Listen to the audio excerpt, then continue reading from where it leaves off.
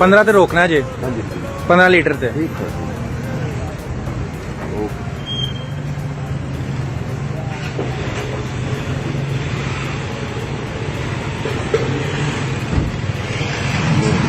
ਇਹ ਵੇਖੋ ਇੱਕ ਮਿੰਟ ਰੁਕ ਜਾਓ ਇਹ ਜੀ ਨੋਜ਼ਲ ਖਾਲੀ ਤੇ ਪੈਟਰੋਲ ਫਿਰ ਚੱਲ ਗਿਆ ਜੀ ਅੱਗੇ। ਹੁਣ ਦੱਸੋ ਕਿੰਨੀ ਦੇਰ ਚ 15 ਮਿੰਟ ਚ ਤੇਲ ਪਾਇਆ ਮੈਨੂੰ ਦੱਸੋ ਨਾ, ਪੈਟਰੋਲ ਉਹਦੇ ਵਿੱਚ ਕੀ ਹੈ?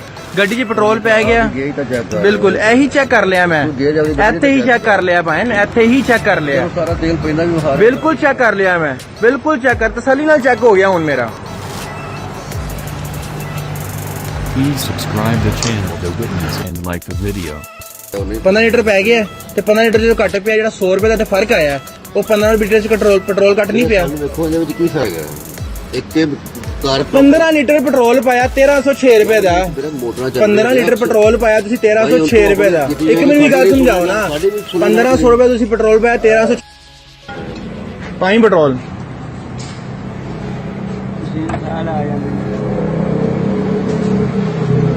ਪਾਓ ਪੈਟਰੋਲ।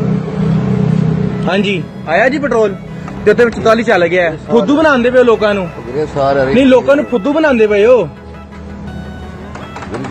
ਨਹੀਂ ਲੋਕਾਂ ਨੂੰ ਫੁੱਦੂ ਬਣਾਉਂਦੇ ਪਏ ਹੋ। ਉੱਥੇ 50 ਚੱਲ ਗਿਆ ਤੇ ਪੈਟਰੋਲ ਨਹੀਂ ਆਇਆ। ਹਾਂ Please subscribe the channel to witness and like the video. ਚਲਾਓ। ਹਾਂ ਹੁਣ ਮਸ਼ੀਨ ਖਰਾਬ ਹੋ ਗਈ ਹੈ। ਹਾਂਜੀ